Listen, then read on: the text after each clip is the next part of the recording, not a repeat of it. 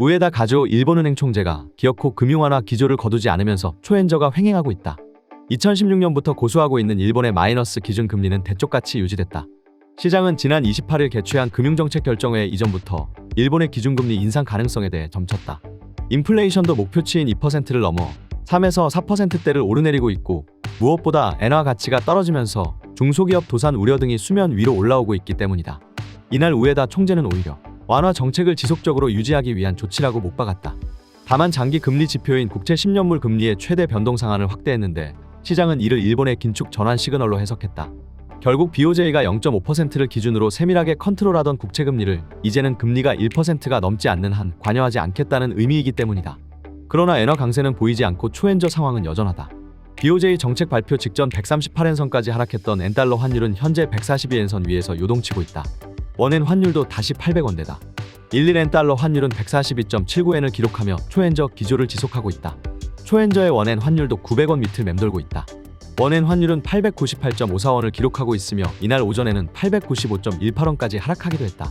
BOJ가 10년물 국채 금리 변동 상한을 종전 0.5%에서 1%로 상향 조정하면서 긴축 신호탄이 발사됐다는 평가가 무성했지만 초엔저는 굳건하다. 반면 10년물 국채 금리는 급등하며 큰 변화를 보이고 있다. 이날 오후 도쿄 금융시장에서 일본 10년물 국채 금리는 0.600을 나타냈다.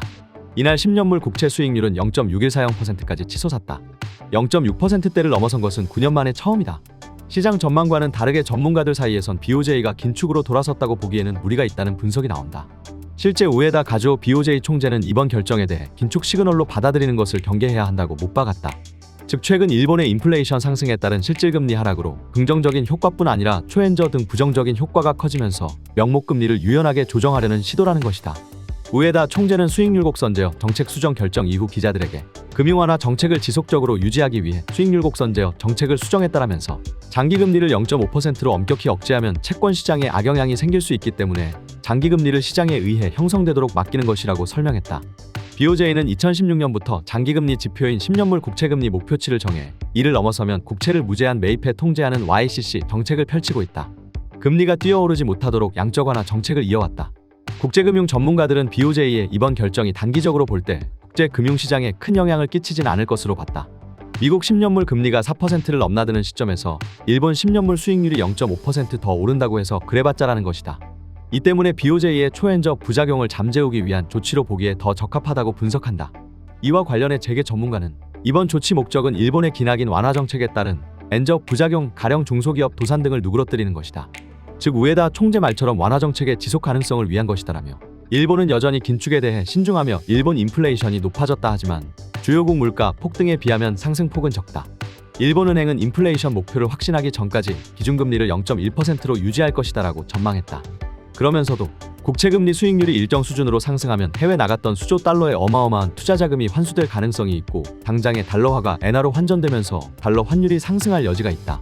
또 일본계 투자자들의 미 국채 매도세에 미 국채금리가 상승하는 등 파장을 일으킬 수 있다면서 향후 일본에서 인플레가 상승하면 본격적인 긴축으로 돌아서게 될 텐데, 당장의 미국이 피벗을 앞둔 상황에서 각국 간 통화정책 차이와 금리 차로 국제 금융시장에서 자본 움직임 변화가 불안정해질 것이다.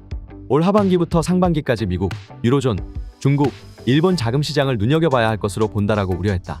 강영숙 국제금융센터 선진경제부장은 본지에 방향만 보면 완화라고 보기 어렵고 긴축 방향은 맞지만 크게 긴축이라고 보기도 어렵다.